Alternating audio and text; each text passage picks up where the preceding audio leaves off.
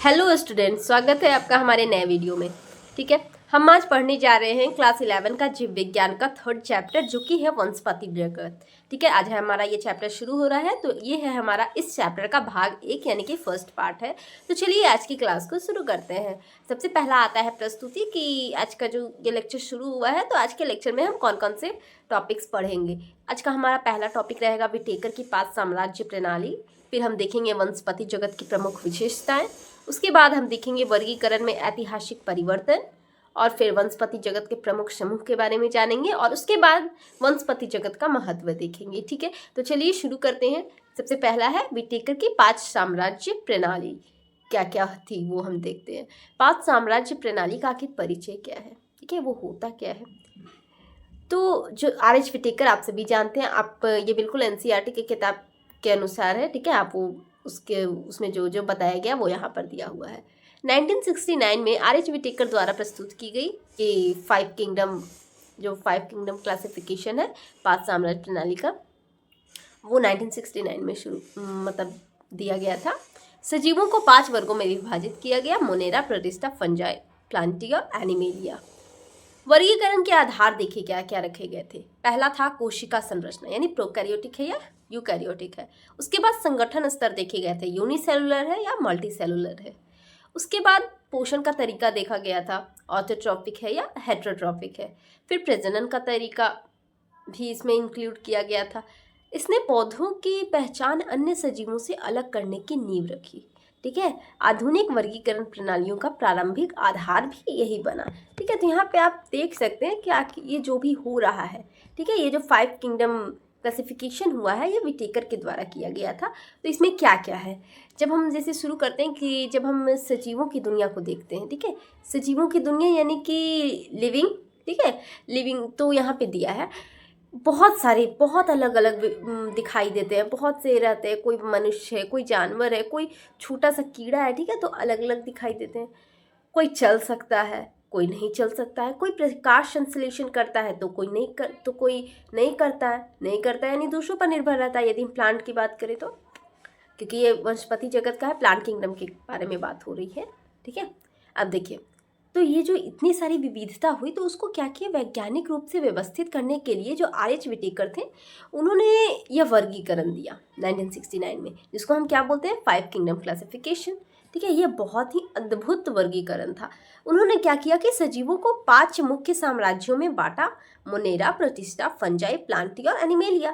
तो यह वर्गीकरण 4 मुख्य आधारों पर किया गया था, जो कि यहाँ पर दिया हुआ है: कोशिका संरचना, संगठन स्तर, पोषण का तरीका, और फिर प्रजनन का तरीका। अब देखिए, सोचिए यह वर्गीकरण क्यों इतना महत्वपूर्ण था। आप खुद भी सोच सकते हैं कि आखिर ये वर्गीकरण इतना महत्वपूर्ण क्यों था। क्योंकि इससे हमें यह समझने में मदद मिली कि पौधे अपने आप में एक अलग समूह है, जो कि प्रकाश संश्लेषण द्वारा अपना भोजन स्वयं बनाते हैं। उदाहरण के लिए आप ले सकते हैं, जैसे कि हमारे घर में हर व्यक्ति का काम अलग अलग होता है, कोई खाना बनाता है तो कोई सफाई करता है। वैसे ही सजीव जगत में भी हर समूह की भूमिका अलग होती है। ठीक है, चलिए अब आगे आते हैं। आगे है वर्गीकरण का महत्व। सजीवों के बीच प्राकृतिक संबंधों को समझने में सहायता, प्रत्येक समूह के विशेष लक्षणों को व्यवस्थित रूप से दर्शाया। ठीक है, और विकास क्रम यानी कि इवोल्यूशनरी रिलेशनशिप को वैज्ञानिक आधार मिला। फिर अध्ययन, पहचान और अनुसंधान में सुविधा, और उसके बाद वनस्पति जगत के अध्ययन की दिशा स्पष्ट की। ठीक है, तो यहाँ पे वर्गीकरण का महत्व बताया गया है। देखिए, ये जो भी होता है, जो वर्गीकरण किया गया, आखिर उसका कुछ महत्व था। जैसे इस प्रणाली से वैज्ञानिकों को क्या हुआ, सजीवों के बीच प्राकृतिक संबंधों यानी नेचुरल रिलेशनशिप को समझना आसान हुआ। ठीक है, अब जो पौधों, जीव जंतुओं, कवकों आदि, इन सभी का अध्ययन एक व्यवस्थित ढंग से हो सका। उदाहरण के लिए आप ले सकते हैं, जैसे कि पहले कवक यानी कि फंजाई जो होता था, उसको पौधा माना जाता था, क्योंकि उनमें कोशिका भित्ति होती थी। ठीक है, लेकिन बाद में ज्ञात हुआ कि वे अपना भोजन स्वयं नहीं बनाते हैं, बल्कि दूसरे पर निर्भर रहते हैं। तो इसलिए उन्हें हम क्या कर दिए, उन्हें अलग वर्ग में रख दिए। तो इस वर्गीकरण ने विकास क्रम यानी यहाँ दिया हुआ है इवोल्यूशन की दिशा में भी बहुत बड़ा योगदान दिया है, क्योंकि इससे यह पता चला कि कौन से जीव प्राचीन है और कौन से आधुनिक रूप से विकसित हुए। तो कुल मिलाकर हम बात करें तो विटेकर की जो प्रणाली है, उसने वनस्पति जगत की पहचान को वैज्ञानिक आधार दिया है। ओके, चलिए आगे बढ़ते हैं। ये था इसके महत्व के बारे में।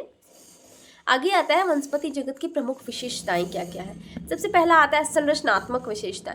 सभी पौधे बहुकोशिकीय यानी मल्टीसेलुलर होते हैं। कोशिकाओं में शेल वॉल होती है, मुख्यतः सेलुलोज से बनी होती है।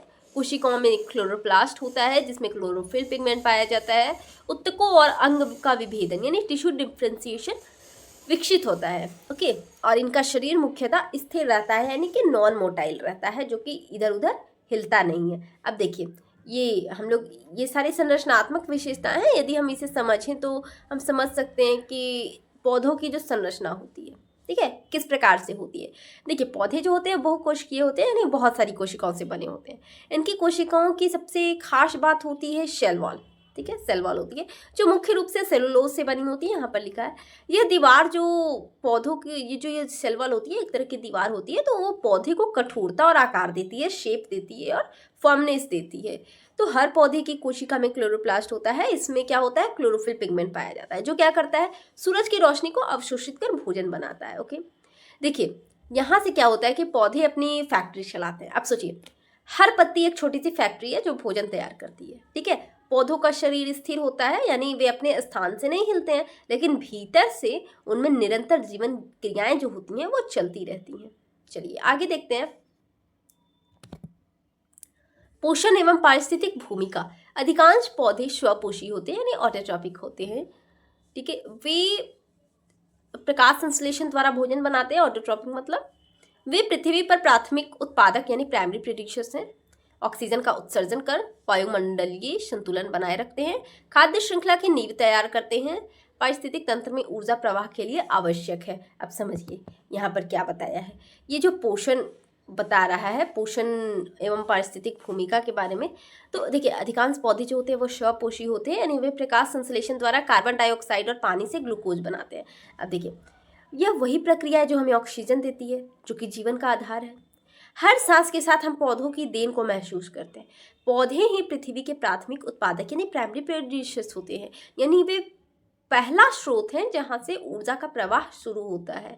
हम और अन्य जीव उसी ऊर्जा पर निर्भर करते हैं। देखिए एक पेड़ जब बढ़ता है तो वह न केवल ऑक्सीजन देता है बल्कि छाया देता है, भोजन और पर्यावरण का संतुलन भी बनाए रखता है। तो इस प्रकार पौधे जो होते हैं वो पृथ्वी के हर जीव की एक तरह से जीवन रेखा है, ठीक है। चलिए आगे बढ़ते हैं। प्रारंभिक वर्गीकरण, ये देख सकते हैं वर्गीकरण में ऐतिहासिक परिवर्तन क्या हुआ, ठीक है। चलिए सबसे पहला आता है अर्लियर इंक्लूजन यानी प्रारंभिक वर्गीकरण क्या क्या हुआ। पुराने समय में फंजाई मोनेरा प्रतिष्ठा के कुछ सदस्य भी प्लांटी में रखे गए थे। कारण क्या था, सभी में कोशिका भित्ति की उपस्थिति। फिर सायोनोबैक्टीरिया को नील हरित शैवाल कहकर शैवाल में गिना जाता था, यानी जो सायोनोबैक्टीरिया था तो उसे ब्लू एल्गी बोलते थे ना, तो ब्लू ग्रीन एल्गी तो उसे एल्गी में रखा जाता था, ठीक है, शैवाल में रखते थे। तो यह वर्गीकरण बाह्य समानताओं पर आधारित है, यानी बाहरी जो समानता हमें दिख रही थी उस पर आधारित था। आधुनिक विश्लेषण से ज्ञात हुआ कि ये पौधे से भिन्न है, यानी कि ये कुछ अलग हैं। इनकी जो कैरेक्टरिस्टिक्स है, इनकी जो विशेषताएं हैं वो कुछ अलग है। जैसे कि पहले के समय में जब सूक्ष्मदर्शी और आधुनिक तकनीक नहीं थी तब क्या होता था कि वैज्ञानिक केवल बाहरी रूप देखकर वर्गीकरण करते थे। तो इसलिए उस समय क्या होता था ना कि फंजाई बैक्टीरिया यानी मोनेरा और कुछ प्रतिष्ठित उनको भी पौधों में गिन लिया जाता था, क्योंकि इनमें कोशिका भित्ति होती थी और ये एक तरह से पौधों की एक कैरेक्टरिस्टिक थी, विशेषता थी कि उनमें कोशिका भित्ति होती है। उदाहरण के लिए यहाँ पर दिया भी है कि साइनोबैक्टीरिया को ब्लू ग्रीन एल्गी कहा जाता था, तो उसे एल्गी में रखा जाता था। लेकिन जैसे जैसे अध्ययन गहराता गया यह स्पष्ट हुआ कि इनमें पौधों जैसे गुण नहीं है, जैसे बाहरी जो गुण है उन पर देखा जा रहा है। जैसे कि ये प्रकाश संश्लेषण नहीं करते हैं, साइनोबैक्टीरिया जो प्रकाश संश्लेषण नहीं करते हैं, ठीक है, या भोजन दूसरों पर निर्भर होकर प्राप्त करते हैं। तो इस तरह से अध्ययन किया गया, यानी दिखने में पौधे जैसे थे लेकिन व्यवहार में नहीं थे, तो एक उनका क्लासिफिकेशन बनाया गया। आगे बढ़ते हैं। आधुनिक पुनर्वर्गीकरण, फिर से मॉडर्न एक्सक्लूजन हुआ। पहले क्या होता था, बहुत को इंक्लूड कर लिया जाता था, लेकिन उसके बाद मॉडर्न में क्या हुआ कि एक्सक्लूड करने लगा गया और एक अलग क्लासिफिकेशन बनाया गया। कोशिका संगठन, पोषण विधि और आनुवंशिक संरचना के आधार पर फंजाई मोनेरा प्रतिष्ठा को प्लांटी से अलग किया गया। सायोनोबैक्टीरिया को मोनेरा में रखा गया। केवल वास्तविक पादप यानी ट्रू प्लांट्स ही अब प्लांटी में ही शामिल है। इससे देखिए वर्गीकरण अधिक वैज्ञानिक और स्पष्ट हुआ। पौधों के विशिष्ट समूहों का अध्ययन केंद्रित हो गया। अब समझिए, ये जो मॉडर्न एक्सक्लूजन हुआ, आधुनिक पुनर्वर्गीकरण हुआ, तो इससे क्या हुआ? आधुनिक युग में जब आणविक जीव विज्ञान यानी मॉलिक्यूलर बायोलॉजी का विकास हुआ, तब वैज्ञानिकों ने इन समूहों को डीएनए और आरएनए स्तर पर भी परखा। तब क्या पता चला कि फंजाई, मोनेरा और प्रोटिस्टा जो है वास्तव में प्लांटी से बिल्कुल अलग है। इसलिए अब केवल वास्तविक पौधे जो होते हैं, ट्रू प्लांट्स होते हैं, वही, जैसे कि हो गया शैवाल, ब्रायोफाइट, टेरिडोफाइट, जिम्नोस्पर्म, एंजियोस्पर्म, इन्हीं को प्लांटी में रखा गया है। अब वर्गीकरण केवल बाहरी समानताओं पर नहीं होता है, बल्कि कोशिकीय संरचना और पोषण प्रणाली पर आधारित है। तो यह वैज्ञानिक दृष्टिकोण ने वनस्पति विज्ञान को और अधिक सटीक बना दिया, यानी एक्यूरेट बना दिया। ठीक है, आगे देखते हैं वनस्पति जगत के प्रमुख समूह क्या क्या है। Major groups of plant kingdom. अविकसित पौधे, पहला आता है लोअर प्लांट्स, उसमें आते हैं शैवाल, ब्रायोफाइट, टेरिडोफाइट। ठीक है, इनमें बीज नहीं होते हैं। टेरिडोफाइट में शरीर संरचना सरल होती है। ठीक है, और युग्मक यानी गैमेट्स के संलयन से युग्मज बनता है, बीज की अनुपस्थिति होती है।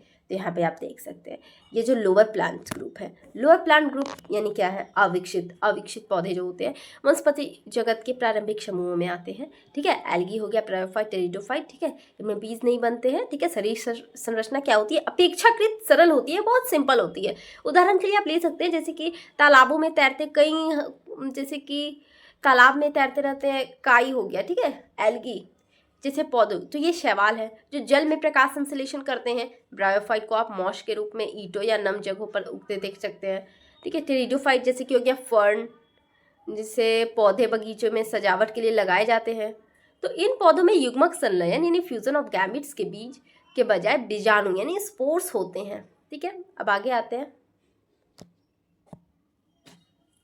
विकसित पौधे यानी हायर प्लांट्स। हायर प्लांट्स में आते हैं जिम्नोस्पर्म एंड एंजियोस्पर्म। इनमें बीज बनते हैं, संरक्षित होते हैं या फिर असंरक्षित होते हैं। उत्तक तंत्र और संवहनी तंत्र विकसित होता है। प्रजनन संरचना विशेषीकृत होती है। पृथ्वी पर सबसे अधिक संख्या में पाए जाने वाले पौधे होते हैं। ठीक है, ये हायर प्लांट्स में आते हैं। आप यहाँ पर समझ सकते हैं जैसे जैसे पौधों का विकास हुआ तो उनमें जटिल संरचनाएं बनी। जिम्नोस्पर्म हो गया, एंजियोस्पर्म हो गया। जिम्नोस्पर्म जैसे कि चीड़ हो गया यानी पाइन जिसे बोलते हैं, देवदार हो गया। उनमें क्या होता है? बीज तो बनते हैं लेकिन वे फलों के भीतर नहीं होते हैं। ये नग्न बीज हम कहते हैं यानी नेक्ड सीड्स जिसे बोलते हैं। ठीक है, और जैसे हम बात करें एंजियोस्पर्म यानी कि फूल वाले पौधे, जैसे हो गया आम, गुलाब, गेहूँ, तो ये सबसे विकसित होते हैं, सबसे जो हाई होता है। ठीक है, सबसे ज़्यादा डेवलप्ड। तो इनमें क्या होता है? फूल, फल, बीज और संवहनी तंत्र यानी वस्कुलर सिस्टम पूरी तरह से विकसित होते हैं। धरती पर जो हरियाली हम देखते हैं उसका अधिकांश हिस्सा एंजियोस्पर्म ही है। ओके, अब जैसे अब हो गया, आगे बढ़ते हैं, देखते हैं वनस्पति जगत का महत्व क्या है यानी सिग्निफिकेंस ऑफ प्लांट किंगडम। पहला आता है पारिस्थितिक महत्व यानी इकोलॉजिकल इंपॉर्टेंस। प्राथमिक उत्पादक के रूप में पारिस्थितिक तंत्र का आधार, ऑक्सीजन चक्र में मुख्य भूमिका, जलवायु नियमन और कार्बन डाइऑक्साइड अवशोषण में योगदान। ठीक है, मृदा संरक्षण, जल चक्र, वायु शुद्धि में योगदान, अन्य सभी जीवों के जीवन के लिए अनिवार्य। तो यहाँ पर ये इंपॉर्टेंस के बारे में बताया है। जैसे पौधे जो होते हैं पृथ्वी के जीवन चक्र की आत्मा है। ठीक है, यदि हम ये पारिस्थितिक महत्व की बात करें तो ये प्राथमिक उत्पादक होते हैं यानी प्राइमरी प्रोड्यूसर्स होते हैं, जो सौर ऊर्जा को क्या करते हैं? रासायनिक ऊर्जा में बदलते हैं। इन्हीं से भोजन श्रृंखला शुरू होती है, जो हम फूड चेन के बारे में पढ़ते हैं। तो वो फूड चेन जो होती है इन्हीं से शुरू होती है। ये वातावरण में ऑक्सीजन चक्र, कार्बन चक्र और जल चक्र को सुरक्षित रखते हैं, संतुलित रखते हैं। ठीक है, उदाहरण के लिए आप ले सकते हैं जैसे कि एक बड़ा पेड़ साल भर में लगभग 118 किलोग्राम ऑक्सीजन बनाता है। ठीक है, मैं लगभग बता रही हूँ। ठीक है, जो कि 2 इंसानों के साल भर के लिए प्राप्त होता है। ठीक है, एक बड़ा पेड़, ठीक है, साल भर में इतना ऑक्सीजन देता है जो कि 2 इंसान के लिए साल भर का काम करता है। ठीक है, लेने के लिए, सांस लेने के लिए। ठीक है, ऑक्सीजन। इस प्रकार क्या होता है? पेड़ केवल छाया नहीं देता है बल्कि जीवन भी देता है। और ये बात आप सभी को पता भी होगा कि पेड़ हमारे लिए कितना ज़्यादा महत्वपूर्ण है। आर्थिक एवं सांस्कृतिक महत्व की बात करें तो भोजन, अनाज, फल, सब्जियां, रेशा में आ जाता है, कपास, जूट, लकड़ी, औषधियाँ, तेल, मसाले, पेय पदार्थ, सुगंधित उत्पादों का स्रोत, धार्मिक एवं सांस्कृतिक अनुष्ठानों में पौधों का विशेष स्थान, उद्योगों का कच्चा माल, कागज निर्माण, वस्त्र आदि, कृषि और पर्यावरण आधारित अर्थव्यवस्था की रीढ़। ठीक है, तो ये जो भी है पौधे जो होते हैं वो हमारे जीवन में, ठीक है, हमारे जीवन में बहुत ज़्यादा अहम भूमिका निभाते हैं। ये जैसे कि हमारे जीवन में जैसे भोजन हो गया, औषधि हो गया, वस्त्र हो गया, लकड़ी, ऊर्जा, इन सभी के सबसे बड़े स्रोत होते हैं। ठीक है, सबसे बड़े स्रोत होते हैं। जैसे कि हर दिन जब हम चाय पीते हैं, ठीक है, कपड़े पहनते हैं या फिर फल खाते हैं, हर जगह पौधों की भूमिका होती है। कपास से वस्त्र, ठीक है, गेहूं से रोटी, तुलसी से औषधि, फिर नीम से दंतमंजन, सब पौधों की देन है। ओके, भारत में तो पौधों का सांस्कृतिक और धार्मिक महत्व भी गहरा है। आप सबको पता है, पीपल हो गया, तुलसी हो गया, केले और बरगद जैसे पौधे पूजा और त्योहारों में विशेष स्थान रखते हैं। कृषि और पर्यावरण पर आधारित हमारी अर्थव्यवस्था की रीढ़ यही वनस्पति जगत है। ओके, आगे देखते हैं संक्षेपण, यानी आज का यहाँ तक खत्म हुआ है क्लास। ओके, संक्षेपण में यानी आज की क्लास में हमने क्या क्या पढ़ा, एक बार जस्ट टॉपिक मैं पढ़ देती हूँ। विटेकर के पास साम्राज्य प्रणाली देख ली हमने, वनस्पति जगत की प्रमुख विशेषताएं देखी, फिर वर्गीकरण में ऐतिहासिक परिवर्तन देखें, फिर वनस्पति जगत के प्रमुख समूह देखे और उसके बाद वनस्पति जगत का महत्व हमने जाना। ठीक है, तो फिर धन्यवाद, मिलते हैं हम लोग अगले वीडियो में। Okay, thank you.